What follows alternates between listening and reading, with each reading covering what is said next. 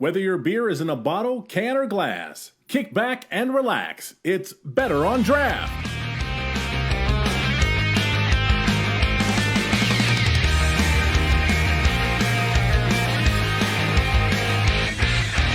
We are live. This is episode 258 Better on Draft Podcast. My name is Ken. Thank you so much for joining us. I appreciate it. I am here with my co-host. We have no guests today. This is going to be a little bit of a reset. Kind of go over some news, ask some fun questions, and just have a little bit of fun today. Go over the hot topics of this past week, as we all probably are aware of what that will be. But first, let's get out of the way what everyone is drinking, starting with Dan. I'm assuming vodka soda. Yeah, I was going to say, if you think anything else or guess anything else, come on. Vodka soda. Wendy, you're over at the World Expo of Beer. You got anything special that you're drinking from there? I am working in the VIP area at the World Expo of Beer, so I am drinking Peanuts and Cracker Jack from Mitten. I'm super excited. They had Perrin Grapefruit IPA and Coors Light on tap for the volunteers, and the Peanuts and Cracker Jack. So, woo, I love it. You know, I'm a little upset still, and this is 5 years later, when we brewed a beer at Atwater in Grosse Pointe, and we got yelled at for copying the name of Peanuts and Cracker Jack for our peanut lager. We had a lager that we steeped with like actual roasted peanuts, so a little bitter. Did you call it Peanuts and Cracker Jack? I don't remember. It might have been. But it was just like in brewery. Obviously, they weren't distroing or anything, because that's if I recall correctly, that's a brew pub over there. But nonetheless, we weren't brewing we weren't distributing. It was just literally for Tiger's opening day. So I don't think we did. I think we called it something else, and then somebody got upset because we made a peanut butter beer and nobody else could make a peanut butter beer. I'm like, that is stupid. Or a peanut beer. Well, it's not. Okay. Yeah, not peanut butter, peanut. That's ridiculous. I get that. I mean, ridiculous. You remember the beer groups 5 years ago? They were pieces of shit. They were kind of snotty. Yeah, I mean, some still are, which, you know what happens. But, Rob, what are you drinking over there? In honor of Nick not being here today, I am going two-handed here. I've got the Odd Side Grape Hard Seltzer. And shout out to Ian and Blackgrass and their Blah Blah Blurst hard cider. How was it? Or how is it? It does its usual. It starts off right off in the beginning with a little bit tasting like apple cider, and then it just straight goes into those tropical flavors that tastes like Baja Blast. I'm hoping that I can get my hands on it here again soon and try to see if I just maybe had a bad batch, or maybe an unclean line, or an unclean crowler. Who knows? Whatever the rate may be. I am drinking from Copper Hot Brewing. I got a nice little crowler to go, the What's Sappinin', and it is basically a maple English brown ale, and it is amazing. I probably need to get another beer here before we end this segment, just because I almost drank all of it. But thank you so much. Good job. Thanks. You know, we were talking about doing this reset, and we're trying to figure out topics and stuff, because for the most part, sans the big news, which we'll get to here in a minute, there isn't very much going on in the craft beer world over the past year and a half, 2 years. There wasn't too many things, and we used to be able to fill an entire episode based on dumb shit said in DACB. Like, literally, we would just take 8 or 10 different posts, and, you know, for the most part, we'd probably just, like, rail the shit out of those posts and just be like, you guys are idiots. Some people are still mad at us 5 years later. It is what it is. Mad at you. Oh, yeah, mad at me, that's for sure. But as we're still struggling here, for those of you who have been living under a rock, still listening to a craft beer podcast, there has been a large Me Too movement in the craft beer world, led by Brianne Allen.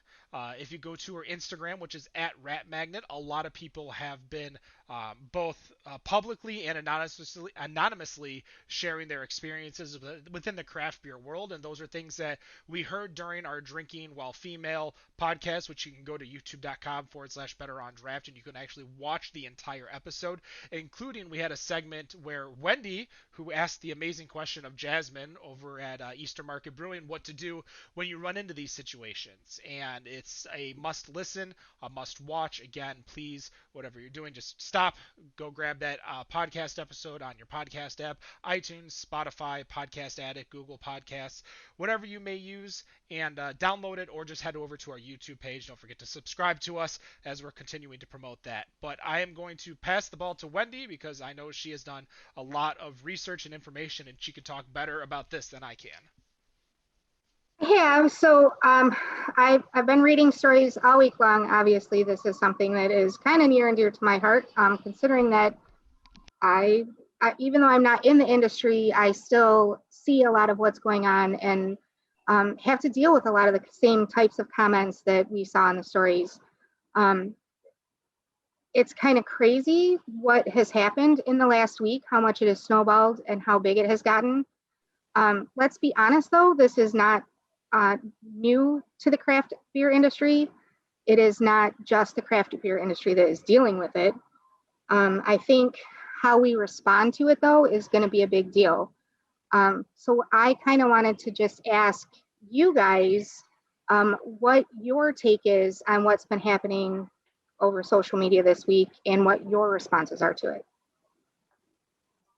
I'll take the lead first just because, this is kind of my show. We've been sharing this, the post and the Instagram stories. If you guys do follow at Rat Magnet on Instagram and you look at the stories, and you see the little bars on the top to just see how many at one after another, after another, after another. The first thing is that I'm happy that whoever had a story that they have been holding in has a place for them to tell that story.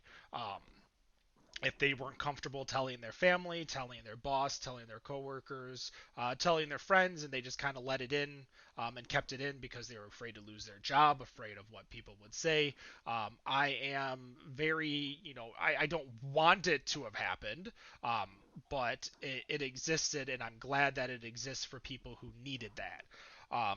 That being said, having been in the restaurant industry for as long as I have, as well as, not to tell a joke, but as much as we've seen Bar Rescue and all these other bar restaurant type shows online, including brewery shows, it has been a very, restaurants are a very toxic workplace, and it's worse for a lot of people, whether it's people of color, women in the industry, young people. There are a lot of people who just get the brunt of it, and nothing gets said because it's just that's the way it has been. And I think, and I hope, and I will do my best to promote that that's the last time we say that as a community, and people who do say it continue to get called out for saying stuff like that. We referenced it in politics in 2015, 2016 as locker room talk, but that shit just needs to end. But I'll pass it to Rob.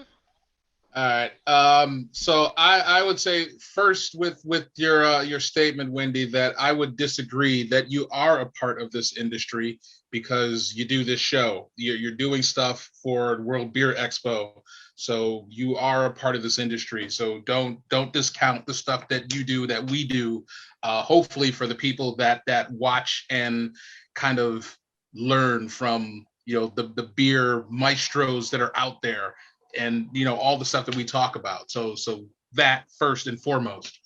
I would say first off that the thing that really pisses me off the most is that it took a post like that for Brianne to put that out there, for basically everyone to start putting things out anonymously. It's just like, I hate that women don't have the ability to just simply call out their oppressors and not be given the due diligence to have their side be heard. And it's just really just fucking annoying because it shouldn't with the entire Me Too movement, it shouldn't be something where a woman says something and it immediately turns into being discredited instead of being heard. And to have to be able to go to this avenue to put these posts out, it's good to now see what's happening in the beer craft world. Well, let me rephrase that. Not now see, but now hear that the shit has been happening and that, hey, we really need to be paying a shitload more attention to this than we were in the past. But just to be able to put that finally out there is great. But I hate how it basically had to be manifested, where it's just annoys me that people have not been listening. And now we've got the situation where we've got these breweries that are firing people left and right. We saw what happened with Modern Times, where one of their locations basically went on strike because of what they were reading and what they were seeing, which obviously resulted in their CEO stepping down. So I don't know. I'm glad that it's out. I just wish that society was in a better place where it didn't have to look, I don't know, just it's stuff like I wish it didn't look like this. I wish it looked like women could just post this stuff out and be comfortable in knowing that they're not going to get attacked, they're not going to get threatened, that they're going to get heard, and let the story go throughout where we can find guilt or innocence in the people who are doing these things. So that's what I got for the moment. But Rob, you're bringing up something that's a big problem anyways, not just in the beer industry, that's just in general. You're not just fighting a one front war when it comes to this with breweries. This is the world. I mean, parts of the world, it's still like that where women are oppressed. So I mean, what do you do to fight it as a whole? You're fighting thousands of years of history versus, the last 100 years where things have really changed for women. I think that's a big problem. And that's why they continue to release things like that, because what else do? You are going to get, in a lot of places, you are going to get retaliation. You're going to get fired. You're going to get backlash. So how do you really combat that otherwise? It's unfortunately not an easy solution. It is 100% true. And I'm going to tell you guys a story.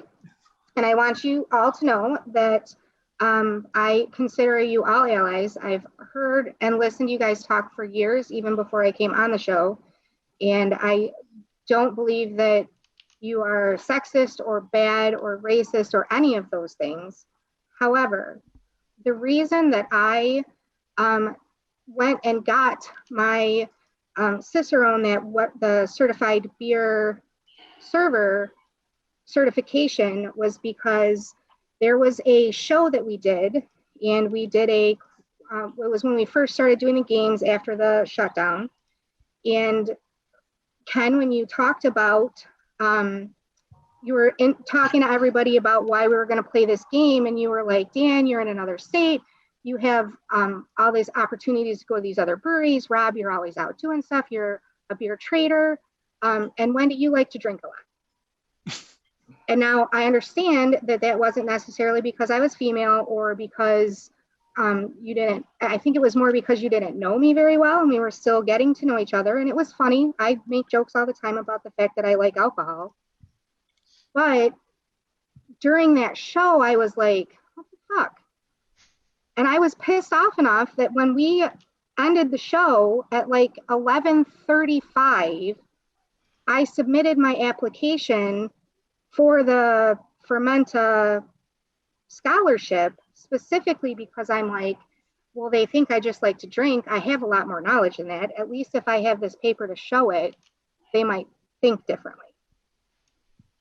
So it's little things like that you don't necessarily think about on a regular basis. Like, it was a joke. It wasn't meant to be hurtful. At first I was like, what? I kind of laughed about it, but then I started thinking about it and I was like, what the fuck? literally, and it pushed me to do something better. That's not always the case with what happens in those situations. And like I said, I consider you all allies. I don't think any of you would purposely ever try to say anything misogynistic. So at this point in time, we kind of all, even women, need to step back and say, what are we allowing to happen around us? Does that make sense? Yeah. I mean, I appreciate the fact that one, you're comfortable enough to tell me this. Two, that you did give me the benefit of the doubt.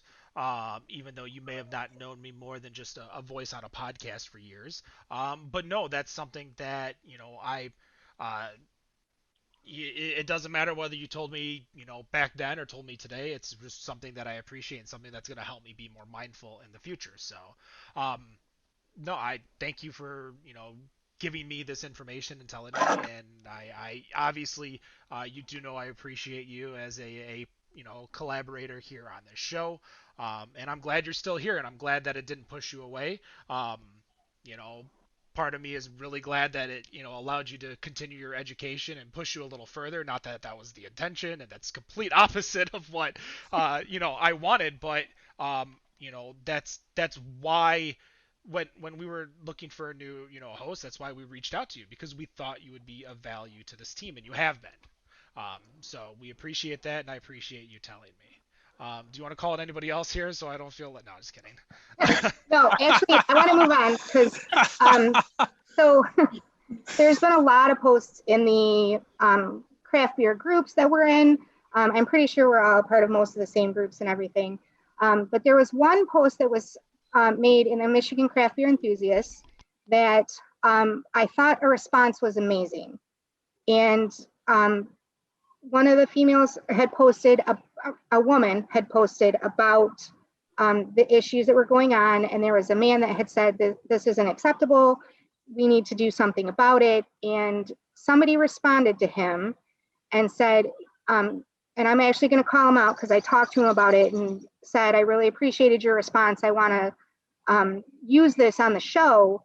And I had a conversation with him, and I was really appreciative of what he is doing and the way that he's looking at things. Colin Burton said, Colin Burton, given all of that, what are you suggesting we do about this? And his response was, it depends on what stance you want to view this all from. As a man in the craft beer world, even just as a consumer, I plan to be extra vigilant at events I attend of my own behavior and try to be the best ally I can. As a consumer in general, we can let our beloved brands know that we're watching, that we're not going to stand for this kind of reprehensible behavior from anyone in this industry. Someone might call that cancel culture, but others might call it consequent culture. So I wanted to bring that up because I thought it was a really great response, because I mean, that's really what we all want to do, is be allies for each other. You know, when everything went down with Founders, all of us stood up behind Rob and said, we're going to stand behind you. You know what I'm saying? Yeah. Men need to do the same thing for women. So through that conversation and conversations that I've had with other men throughout this week, I have been asked multiple times, what can we do to be an ally? So I actually posed the question to the Detroit Draft Divas, and I got quite a few answers. There were other stories that were told. Trying to think of the best way to put it.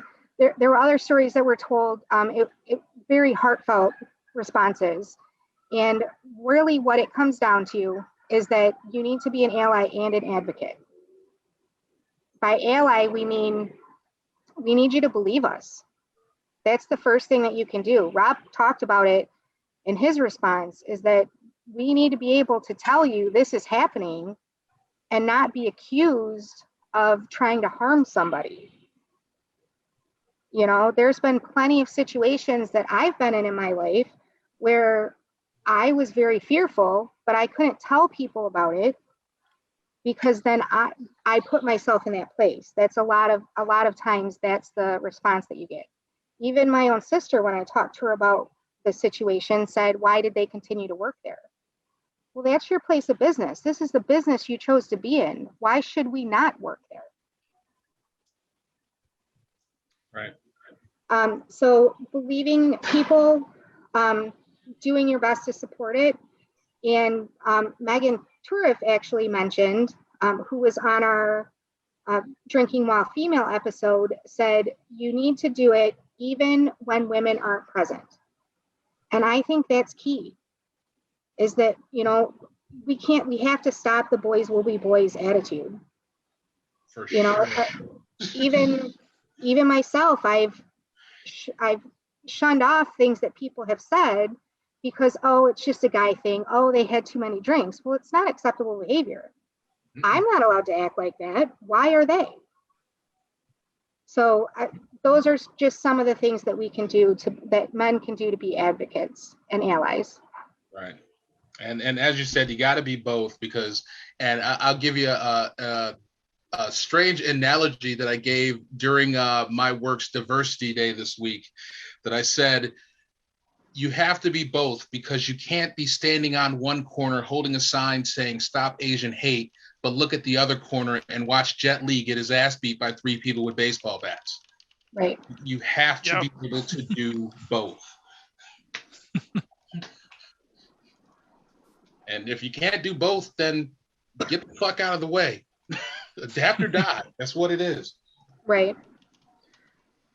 So, and I don't want to take the whole hour or the whole show for this. I did want to bring it up because I thought it was really important, especially for us to address at this time because it's actually happening. I know that there's a lot of things that we're doing. We're looking at, Danny and I are looking at putting together another panel.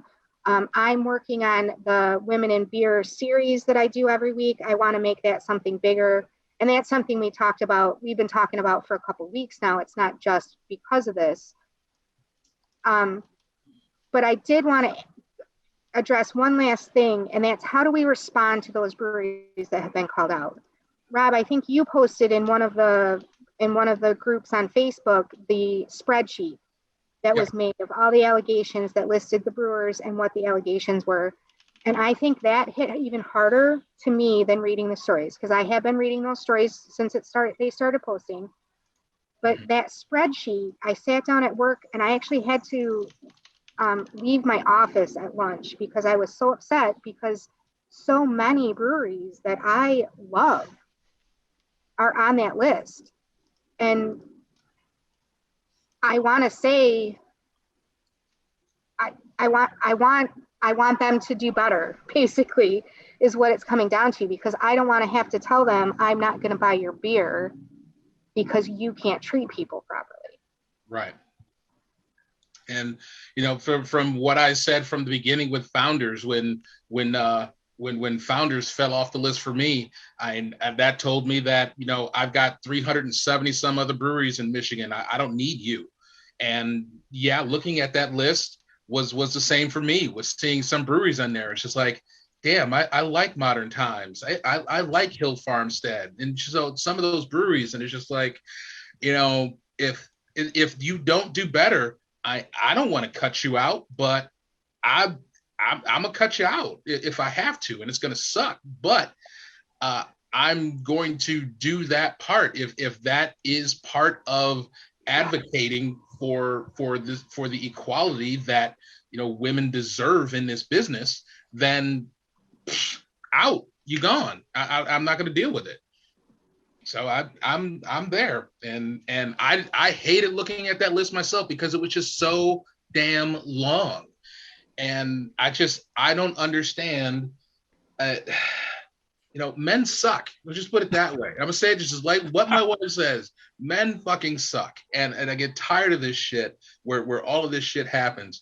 And to a lot of those that are out there, I'm sorry, but you saying, "Oh, I have a wife," not an excuse. Oh, I have daughters, not a fucking excuse. You don't do that shit outside in your house. Don't do that shit out your fucking house. That plain and simple. Just hold on. And real quick, also recognize beer was made back 5,000 years ago by guess who? Women, motherfucker. Get that shit right. Women, you took it away from us because we were making money. So, Rob, are you saying if you do it inside your house, it's okay? Is that what I got out of that? No. I'm pretty sure that you're not doing it inside your house either. Well, if you are, then you are just a shitty person. I'm just going to throw that out there. You're just shitty all around. So, you know, Right. I mean, Stick your I've ass called in people Antarctica. worse on this show, so. Mm. Yeah, so before we move on to another topic, I just want to point out that I saw a meme the other day that a friend of it was like an old neighbor passed had posted a meme, and it was a picture of Hillary Clinton and her daughter Chelsea, and their faces were all messed up. It was probably it was obviously not them, and it was something that was photoshopped, and the meme said something along the lines of when you need or when you have an erection for 4 hours, look at this picture, which is fucking disgusting enough as it is for you to post a picture of somebody that is truly altered doing that. But I really wanted to respond to him. What if that was your wife and daughter's picture in that meme? Yeah, you don't agree with them politically, they're public figures, whatever. Right. Why is it okay to post something like that? I How mean, is that? here's what I'm gonna say, and it's gonna be very, very simplistic. Is that they're gonna tell you they don't care, even though they do, just to man up. I know, but it to It's me, I have been over the past, a lot of you guys know I'm a very political person. I don't hide my politics for the most part. I do on this show. Sometimes little tidbits slip out, which everyone kind of figures out really fast. Um, but again, my biggest thing was those people that post those kinds of things aren't going to change their opinions. They're not going to change their feelings, and they're going to like nothing that you say is going to that doesn't make it right, but I have gone from responding to those people to just not giving them oxygen anymore because I mentally can't keep up with their idiocracy. And I'm not talking like, this person should get credit for this or this. I'm talking like sucking adrenochrome bullshit. Like, there's a level past that I just can't get when people say dumb stuff. But for me, like I deleted Facebook off my phone. Best decision I made in a long time. One day I'd love to delete Facebook, period. Um, but I think that it's one of those things to where you just can't give it um, oxygen anymore. Like, because they're not going to admit their own faults, including people like me. I probably have a hard time admitting my own faults too. Um, that's just my opinion, though. Fair. Fair, fair. And just like I said, it's just I don't know. It's just dumbass people. And dumbass people do dumbass shit and feel that getting the upvotes for things is validation for their masculinity, whether they do that at home or not. That they feel that this is their Frank Thomas advertised testosterone pill of being able to do this shit online. Being an edgelord, basically. Being an edgelord, shirtless edgelord, sitting at the computer at 2 in the morning. So Exactly. I want to bring something up because it was said in the chat. Heather O'Brien, who's actually listened to the show for a long time now, posted this, and I want to kind of get your guys' opinion on it. And she said, all of any of us know is what's in the press. It's super easy to not have experienced it and be upset about it. However, when women complain, post, or even have women's groups in the industry, they don't have the ability to change the issues. Um, and that is true. As much as we can platform, promote, and do our best as a podcast, we have no actual physical power unless all of you struggling folks want to help us with a boycott. I'm sure we can figure something out. But this needs to lead to kind of what Rob said. you need to hold accountability, but you want to see action. You want to see the breweries do better. And Yep. the reaction isn't necessarily going to be what breweries do you see on the list. It's what do the breweries do after being put on this list. Um, Yes. and is it going to be a statement, a commitment, a are you not are they going to correctly hire some type of diversity and inclusion person? Um, And they're listen to them, yeah. I mean, yeah. kind of a big deal. I was trying to figure out how to work in that joke, but you kind of hit it hard. You might have said you found the joke. Um, Oh, there it is. but that's the kind of thing is that you don't when the craft beer fans put out this list, they're not expecting you to go literally dump out every single beer you see on this list. They want you to hold those breweries accountable for changes because a lot of people deserve a second chance, and that's kind of what when we had our Yep. Weathered Souls discussion with Marcus, and we discussed Founders with Marcus, because Founders did a Black is Beautiful. And Marcus said, everyone, you can't just write everyone off, and you need to allow people to um, do better and be better. And Exactly. that's the thing is that sure you could give them immediate dissatisfaction and be like, hey, you pissed me off, and you need to know you pissed me off. But okay, you now know this. What are you going to do to be better? And if you're not doing that, then you have every right to be called out further and further and further. Mhm. By it. But that's my opinion on what Heather said from the chat. Thank you so much for listening, guys. If you're listening, better on draft.tv, Friday, 7 p.m. Sorry, Wendy had to get that plug in. Go. So I do want to respond to that real quick because there are quite a few responses that we have seen in the last week as well. The Brewers Association has put out a complete response as to how to handle things and given guidance to breweries as to what they can do to improve. They've come up with a completely new program to get people training in that group. I don't have it up in front of me. My internet is a little limited out here in the wilds of Frankenmuth, but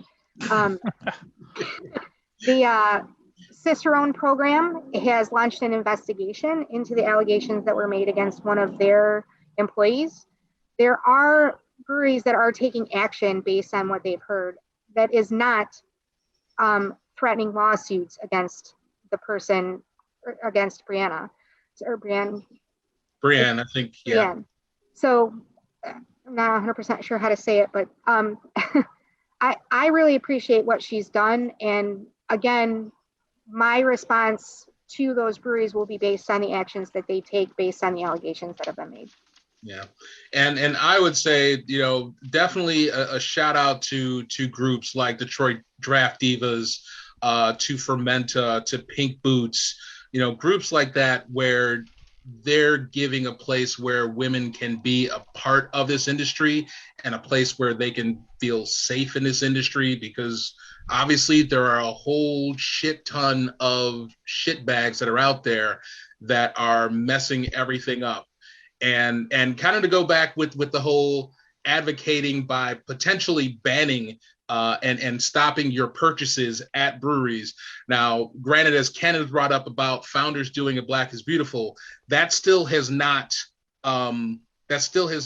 put me in a place where I plan on buying any of their products. To me, based on the response of what they had with the racial discrimination lawsuit over the past 2+ years, that they still have not gotten to a point, to me, in my comfortability of going back. And I still haven't seen, for what they have talked about with donating proceeds to Detroit area communities and charities, we still haven't seen those receipts. So until they can actually show those receipts and show what they're doing, I'm not about to step into that place in any way, shape, or form, other than to walk past it and give them both middle fingers.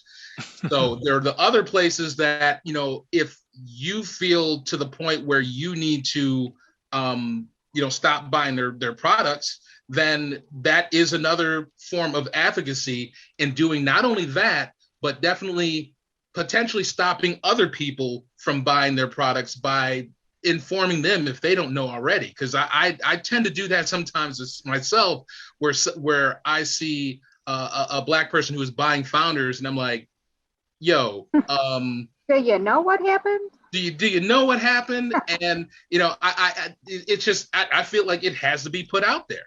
And if they feel comfortable doing that, still getting it, then It's on them. it's on them. It's on them. We also need to understand is that everybody's forgiveness and ability to forgive is on a different scale. That's true. You have. Go ahead, Ken. Sorry. No problem.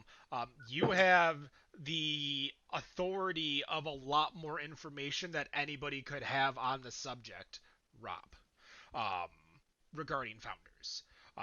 Not everyone has that, and not everyone has, let's say, lived it. I mean, we saw it in live time. You were aware of it in live time as the steps happened.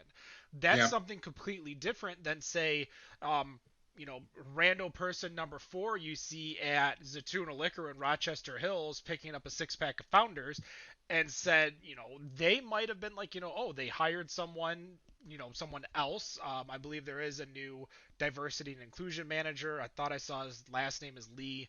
I can't remember. Montana Lee? I don't know. That sounds like Haley. Montano, something like that. Yeah, I'm sorry for screwing up your name. My apologies. Nothing against you. I'm sorry. I'm not trying to call you out. I'm just saying it's good that they're doing something. Right. But they might have seen The Black is Beautiful. And they might have seen this and be like, oh, Founders is working their way towards being better. I will support them. Or they might just not care. But Dan, I'm sorry. You were going. No, you were talking right into the point here too. I mean, they're distributed pretty much nationwide. Yep. No one outside of Michigan's heard this story. I can guarantee you ask 100 people out here, if you see them buying Founders, 100 of them haven't heard about it. They don't know, they don't care. They're going to buy it within 2 seconds, especially with some of the releases they've done lately, and they're going to drink it. So that comes back to another point, how do you really educate them on that? Or do they even really care? Because, yes, what you said, Ken, Rob has a lot of knowledge, as we all do, when all of it went down. But really, how do you combat the people that don't know, or if they do, don't care, are still going to buy the beer? What do you do at that point? Well, I think your best bet is to just stick to your own guns. That's all you can do, is educate and do what you believe in. You're not hurting anyone because you're not buying it anymore. You're not hurting a specific person. You're doing you're doing what you believe in. Because if you went and you drank it, you would feel bad.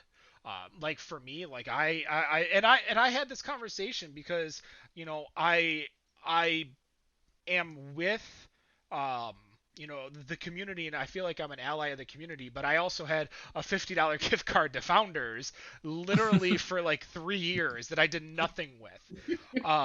And I went to Founders Detroit. I brought myself a Masagave. And I bought everyone at the bar, which isn't that many people because of social distancing, a drink. And it apparently might have been happy hour or something because it was very cheap. And I'm like, shit. So I did it again, bought everyone a drink. I bought myself the barrel-aged Underground Mountain Brown on Nitro. Easily one of the worst brown ales I've ever had. And finally, I love that beer. You thought it was that bad? The Underground, yeah, so not the regular Mountain yeah, Brown. The regular was okay. I remember the regular one being okay, but the barrel age was And I'm like, I asked the guy who was my waiter. I said, hey, can you tip on a gift card? And he said, sure. And I'm like, all right, cash me out. And I had a $20 bill with a $20 tip, and I said, thank you, I'm out of here. I do not want to be, but those are the kinds of things, like, I make sure to reach out, not to have people tell me what to think, but I want them to tell me what they think, and I want to hear what they feel and how they feel, because I could never recreate what they feel personally, because I could never, have those lived experiences that other people have. I could never have a women in the industry's lived experience because I'm not a woman in the industry. I can see it from a male's perspective, and I can also see that men are shit. um, when it comes to a lot of these stories. But again, it's being open, listening, asking questions, because I didn't let them just say, tell me no. I said, what do you guys think? And I asked follow-ups. But those are the kinds of things to where if someone says, hey, I don't drink Founders any, if you're a white male like me and Dan over here, and someone says I'm not drinking Founders anymore because of what happened, your job is to ask what happened. Why do you feel that way? They're going to want to tell you because they're not drinking Founders anymore. They're going to want to educate you, and that's kind of what I don't remember where I was starting this conversation, but that's where I've ended, right there. Ask questions and listen. All right, before we end this topic, I have a couple of things that I want to say. I really want to thank Ange, who is a one-time host of Better on Draft, and Megan Turif, because I have seen them posting a lot about this topic, and I really appreciate them kind of promoting and trying to move things forward in our state. It's really important that women stick together as well, and we need people who are willing to bring that point home. So I really appreciate those two for doing that. They brought a couple of things that I didn't know to my attention. So I did want to call them out for that and say thank you. And the last, I lost my track on the last thing that I wanted to say. That's horrible. I do it all the time. Don't worry. I'm like, I have no idea. So I guess let's move on. But I remember now. Sorry. Go on. Go for it. I did want to say that I am looking for women in beer to promote on this show. Once a week, I would like to do a focus on a woman in the beer industry. So if you know someone that you want to promote, that you want to talk about the great things they're doing, or, just give me a call or give me a message, let me know what's going on so that I can chat with them. Thank you. Yep, you can DM us right on Facebook. You can slide into our DMs over on Instagram, as well as if you want to just email us, betterondraft@gmail.com. Just make sure you put attention Wendy in the subject, and I will make sure Wendy gets it right away. That way then it's... And if you're Annette May, Angie Williams, or Barb Baker, don't worry, we'll let you come on again. Yes. It was a discussion that needed to have. I'm very thankful, Wendy, for you taking the time to, talk about everything, do the research, and discuss with us and allow us to talk with you about it. We have a little bit of time left before I want to kind of end the episode for episode 258 before we get into the news. That was a very serious topic, and as much I want to cut it right here. Serious topic over, because I'm just going to bring in some lightheartedness to end the show. That way then everyone can come away with great experience, great knowledge, as well as some very useless information. As I have found a stupid alcoholic law in every single state.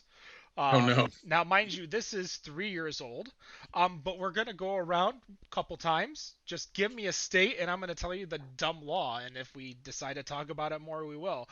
So we'll start with Dan. Dan, give me a state. Oh, let's go with Idaho. Let's see what they're up to. Idaho. So remember, guys, this is in 2018. Laws may have changed. Don't yell at me. Just yell at this website for not updating it. Idaho.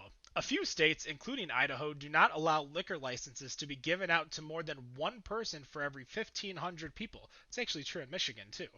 If you're looking to acquire a liquor license, be prepared to wait a very long waiting list or pay a hefty price if purchasing someone else's license privately. Well, that was boring, Dan. That's basically... Yeah, that was kind of dumb. I mean, it's Idaho. I mean, isn't it just boring out there anyway? That's for those of you who don't know, as you may see in the next year, a pop-up of liquor stores in the state, whatever city you may live in, because if your city grew in population, you'll get more liquor stores because you'll have more liquor licenses. And for those of you who don't know, I think I mentioned it on this show before.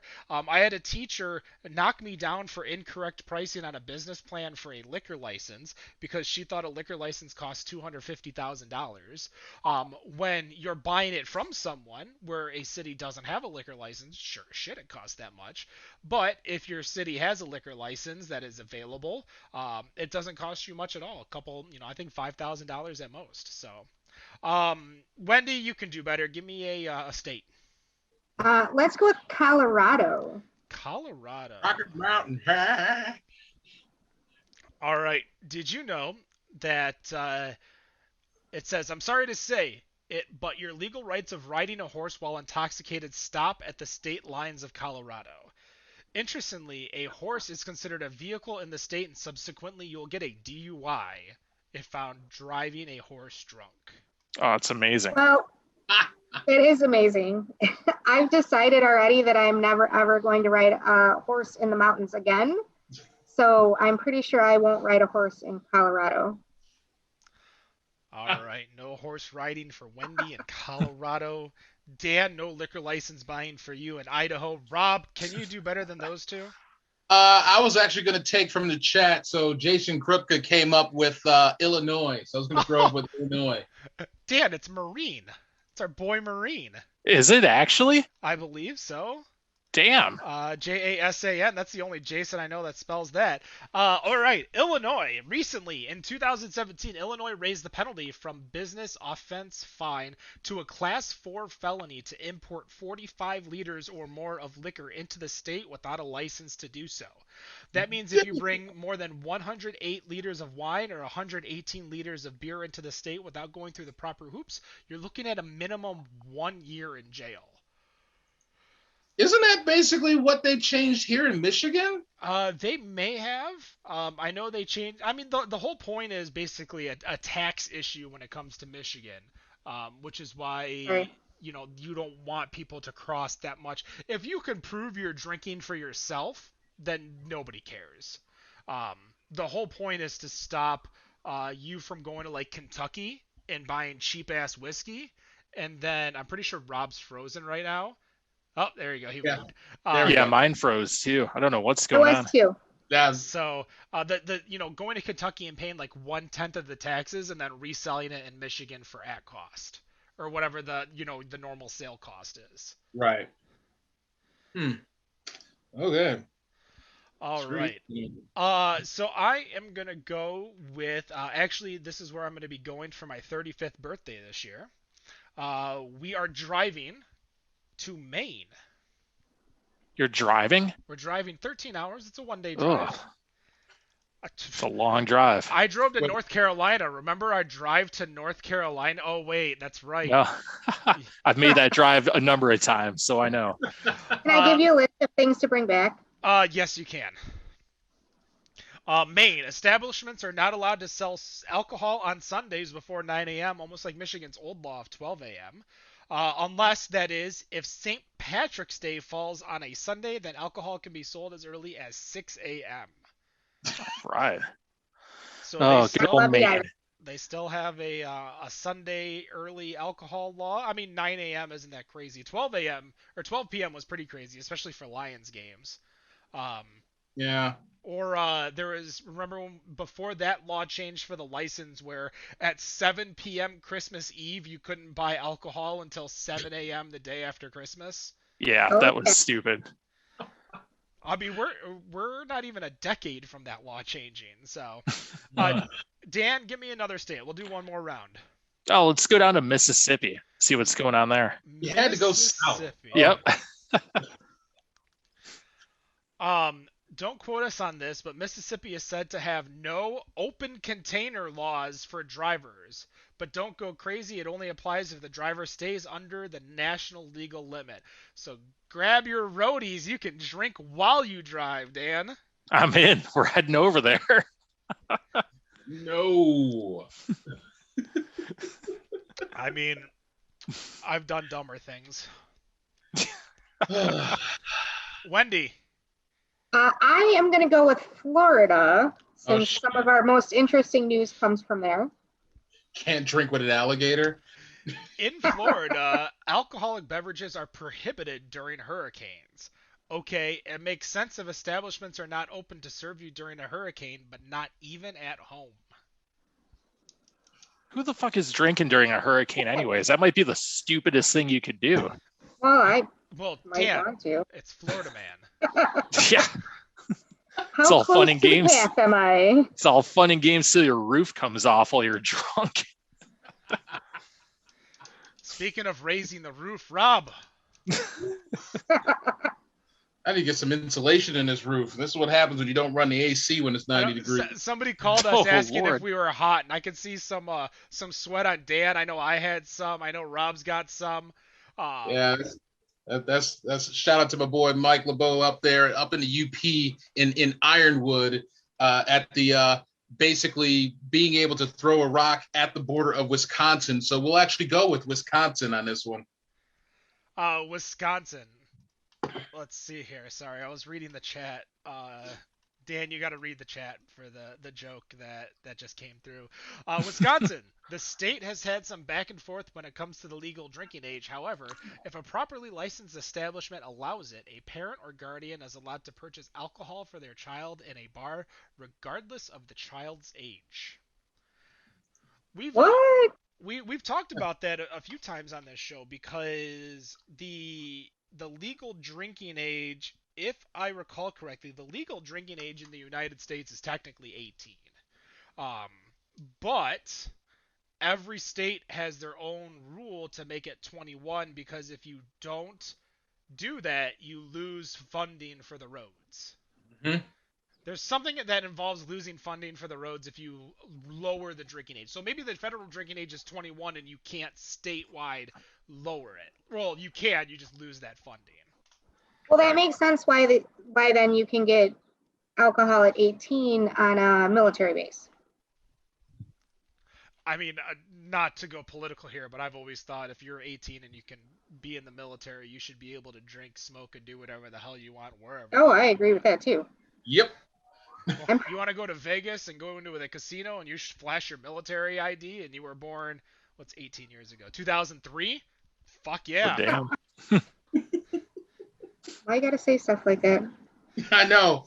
Born 2003. Man, I got gray hairs on my face that Crispus Attucks saw before he got shot.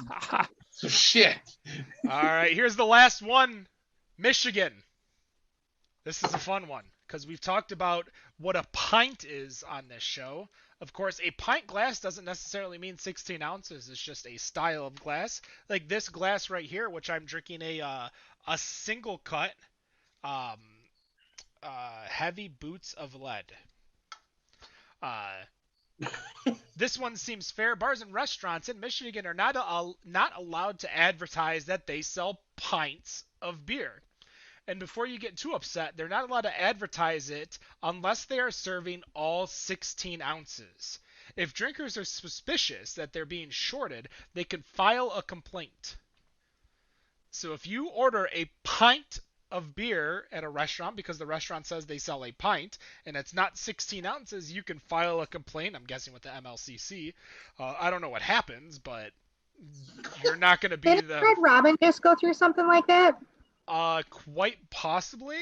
I'm pretty sure it was Red Robin was going through a lawsuit like that because their pint glasses weren't a full 16 ounces? Yeah.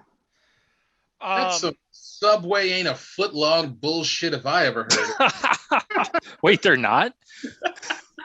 Yep, so this was dude, because I had to measure. This was earlier this year. I grabbed it. You can grab it off of any website. I'm on the Fox News website right now. A federal judge in Nevada wrote a pun-filled order. So that was the pun-filled order. Yeah, we talked about it on the show. Yep, when Red Robin sold a pint of Stella Artois, but it was 14 ounces and not 16 ounces. The restaurant sold more than $16 million worth of Stella Artois at 454 corporate-owned restaurants in a 5-year span, plus an undetermined additional amount of 102 franchises. Yeah, so that was that was that. I don't know. You'd have to go back. Well, I'll have to see what episode it was that we talked about it more. But yeah, I wonder what state that was that the lawsuit was put in then, because it obviously wasn't Michigan. Because doesn't Stella Artois, in order to serve Stella, don't you have to have their special glasses? Yes, I believe so. Yeah. Complete with the flat edge butter knife. That's probably what happened is that you ordered a pint of Stella, but it came in the Stella glass, which is only a 14-ounce glass. Better on Draft 258, guys. That is it. I appreciate you all listening. Don't forget to check out the news segment if you're listening before Monday the 24th. It'll get on Monday the 24th, but that's going to do it. 258, Better on Draft Podcast. No matter what you think of your beer, we think it's Better on Draft. Have a good night. Filing complaints all over this bitch. Peace.